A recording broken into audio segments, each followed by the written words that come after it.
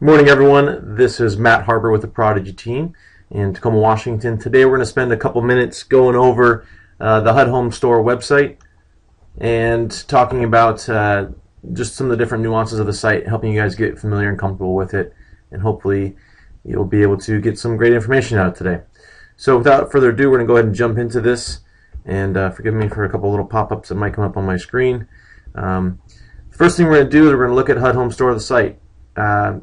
What I always am going to recommend that you do whenever you come onto the site is that you log in right away. And if you have not registered yet, you'll see in the upper right hand corner there's a place for you to register. If you're a broker in the state of Washington, or heck, if you're watching from any other state, you're going to want to actually register as a bidder. We're all considered bidders here. If you click on that link, it's going to take you to the registration page.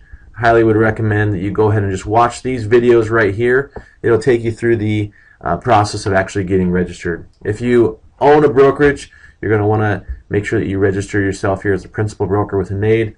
If you're a sales associate within that brokerage, you're going to want to watch this second one right here. We're not going to do that today. That's another day. What we are going to do is go ahead and we've already registered, so we're going to log in.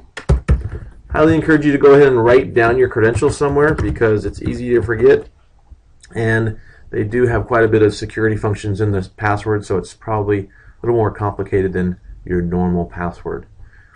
So as soon as you log in, this is the page that you come to. HUD actually changed this landing page fairly recently.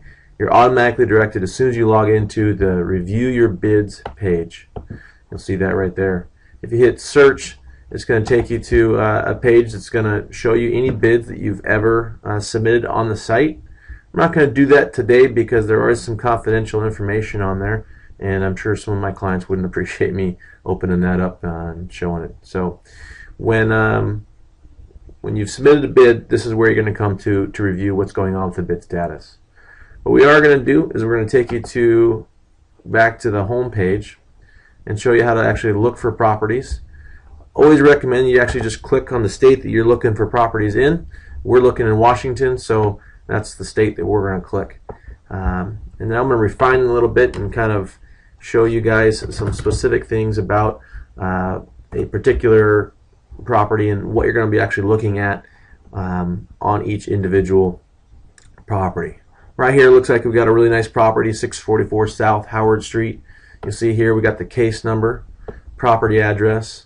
Here's what it's currently listed for: 2 bedrooms, 1 bath, exclusive. What exclusive means that it's available for owner occupants, owner occupants, nonprofits, and government agencies. So when it says exclusive, those are properties that investors aren't going to be able to purchase. If we look down here a little bit, actually this next one right here, we'll see one that's extended. Whenever you see extended, that means that it is available to those investors. If you're representing some investors, these are the properties that you're going to want to look at. The third option you see right here, we got one that says lottery. Lottery means it's actually available only to government and nonprofits that are registered with HUD. So let's go ahead and hop into this property right here, 644 South Howard. When I'm teaching my classes, we spend a decent amount of time going through the website and talking about all these different things because it's something that I get a lot of questions on from agents calling in. So that's why we do this little web training, and we'll spend a lot of time on it in our clock hour classes we provide as well. So the first thing I want to show you, again, eligible bidders. We talked about before. Here you see that word exclusive again. So here's where it says exactly who can buy it. Exclusive means owner occupants, nonprofits, and government agencies. They're the only ones that can buy it. You have something right here. It says bid submission deadline. You have bid submission deadline, and then over here you have period deadline. So we have 2 deadlines for properties.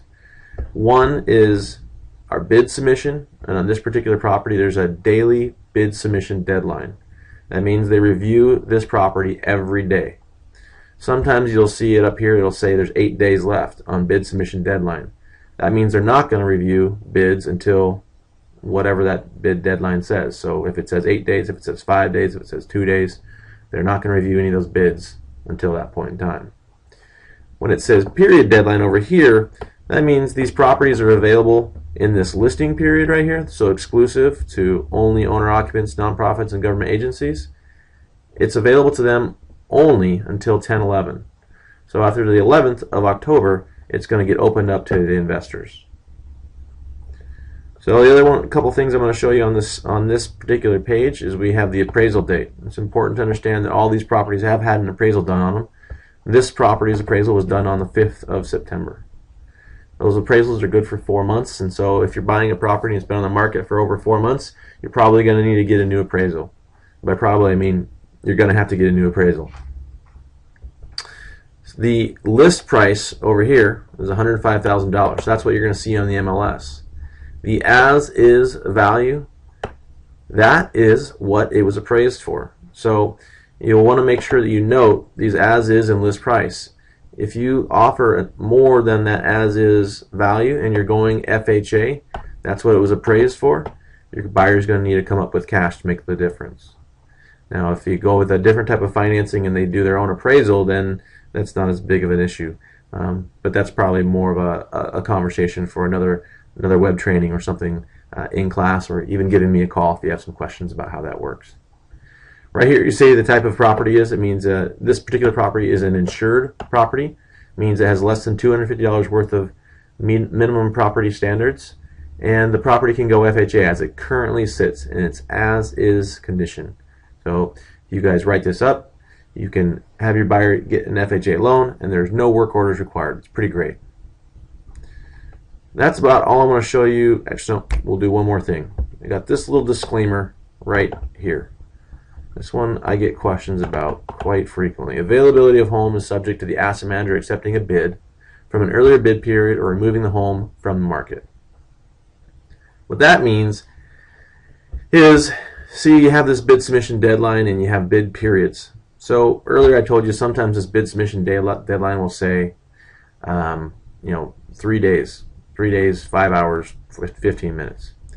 So what happens is, if that bid submission deadline fell on, say, a Saturday or Sunday when shop's not open, HUD has to review previous bids. If a bid period has ended or a bid submission deadline has ended, they have to review any previous offers before they can look at one that might be at a later date. So if they have an offer that meets a high enough net requirement, it's first come, first serve, they'll accept that offer before they'll even look at yours. So that's what that right there is for. The other thing I'm going to send you, and then we're going to wrap this particular webinar training up, is the addendums. I really want to stress how important it is for you guys to be familiar with this page and everything that's in it. You got tons of content in here, and this is probably one of the most important things for you to understand. You have disclosures. If you open this up, it's going to tell you everything you need to know about the property as far as what HUD has found out about the property. Condition, things that they're aware of, things that the appraiser has found when they did their appraisal. You're going to have an instructional packet here, a sales contract, how to complete a sales contract package. And then these two documents right here, investor sales package or owner occupant sales package. This is where you're going to find your contract. And this is what I highly encourage and almost mandate that you use when filling out a contract to send down to HUD. This is a PDF document that auto-populates all the information. You open it up, you fill it out, and everything that you put in there is going to populate through the contract and make your life a lot easier. So definitely go ahead and go in there and use that every single time. There's a sample contract package here as well. A quick reference guide, selling broker handbook. PCR is the property condition report. This is when HUD first takes possession, they do a condition report on the property. They go in, they have a contractor review the property and provide, a report of what they find. They'll put generators up on all the systems, make sure the utilities work and all that good stuff. And then lastly, in a situation where the property is older, you're going to see a lead-based paint